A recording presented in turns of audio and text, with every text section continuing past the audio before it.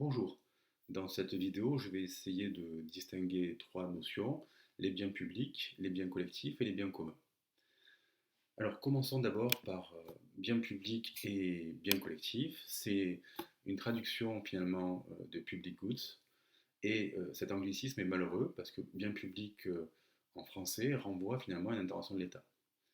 Euh, il aurait fallu en fait traduire ce bien par bien collectif, certains auteurs ont fait ce choix et c'est le bon. Et finalement, les biens collectifs, on verra tout à l'heure, ce sont des biens qui ont des caractéristiques spécifiques qui font qu'ils nécessitent l'intervention de l'État. Mais pour autant, tous les biens publics ne sont pas des biens collectifs. Revenons sur la définition de bien collectif selon le prix Nobel Samuelson. Un bien collectif est un bien non rival et non excluable. Il doit respecter ces deux caractéristiques. Alors, l'exemple que nous donne Samuelson est celui d'un phare maritime. En effet, il est non rival car l'utilité qu'il procure à un agent, ici un marin, ne diminue pas qu'il y ait un seul consommateur ou une dizaine ou une centaine. Et il est non excluable car à partir du moment où il est mis à la disposition d'un marin, il est mis à la disposition de tous les marins.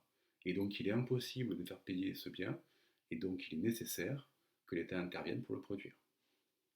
Il est évident que cette notion évolue dans le temps.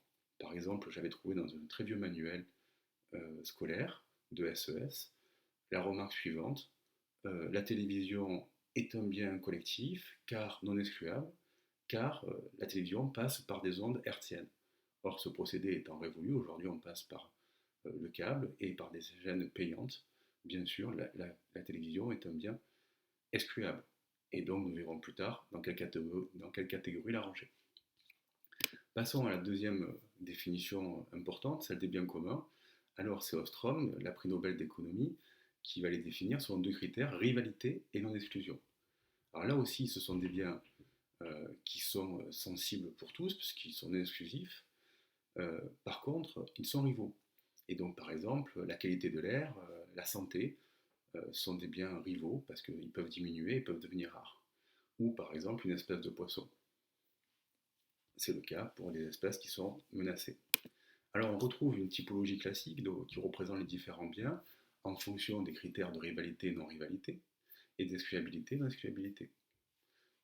Par exemple, euh, un bien excluable et un bien rival est dit bien privatif, hein, par opposition à bien public, et ce bien privatif peut aussi s'appeler bien normal. C'est ce qu'on retrouve par exemple les aliments, une baguette de pain. Donc, tout à l'heure on avait parlé de la télévision, c'est un bien qui est non rival, que je sois un spectateur ou un million de spectateurs, ça ne diminue pas mon utilité et ça ne diminue l'utilité d'aucun agent. Par contre, c'est un bien excluable aujourd'hui car si je n'ai pas payé ma cotisation Netflix ou ma redevance télévisée, je n'ai pas droit à la télévision. Donc on peut parler de bien excluable, enfin, selon certaines conditions bien sûr. On retrouve au niveau des deux définitions qu'on a présentées les deux critères qu'on avait vus à chaque fois et que ça correspond bien. Alors, prenons maintenant un exemple de la pollution euh, pour expliquer finalement deux visions. Celle d'un côté des biens collectifs et l'autre des biens communs. Alors, Coase a repris la théorie de Samuelson pour appliquer les droits à polluer. Et finalement, une manière de gérer par les biens collectifs et la rareté et l'excluabilité, c'est de créer un marché des droits à polluer. Et donc un marché, finalement, qui renvoie à un mécanisme régulateur. Alors que la logique de Ostrom est plutôt d'arriver sur un consensus social. Donc finalement, bien collectif et bien commun sont deux notions différentes, mais aussi on peut constater que l'approche d'Ostrom est une approche moins marchande et plus sur la cohésion sociale, alors que l'approche de Samuelson est plus une approche marchande.